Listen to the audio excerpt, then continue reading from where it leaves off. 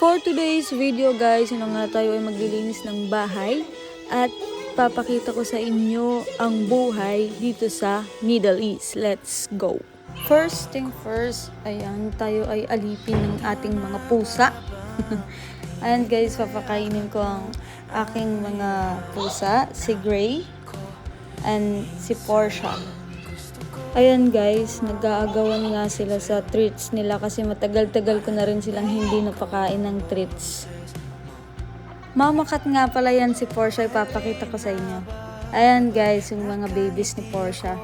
5 kittens na super cute. At ayun na nga guys, tapos na ang ating labahin at tayo ay magsasampay na.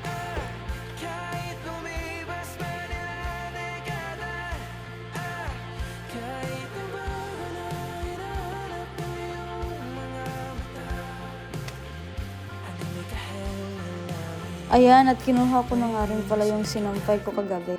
At ayun na nga guys, second batch, ang aming bedsheet at mga punda ng unan.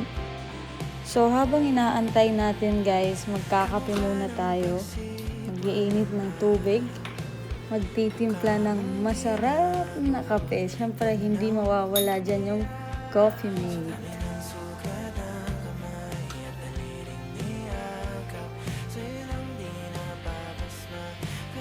So ayan guys, tapos na nga pala yung pagtitimpla natin ng kape at tayo ay magre-relax muna dito sa kwarto habang tayo ay nag-aantay sa second batch ng ating labahin. Ayan, pa-relax-relax na. At tayo ay mag-check na rin pala ng page kung ano na ang kalagayan ng aking page.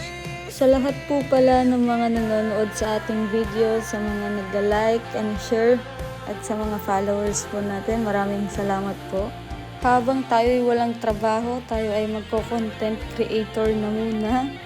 At yun na nga guys, tayo nga pala ay gumagawa ng content guys para maipakita kung paano ang buhay OFW sa Middle East.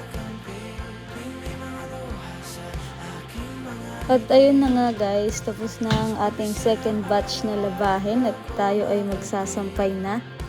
At ayun, ginabi na nga tayo guys sa pag-aantay ng second batch na labahin natin.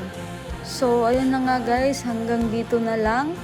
A day of being OFW na walang trabaho dito sa Middle East. Thank you for watching!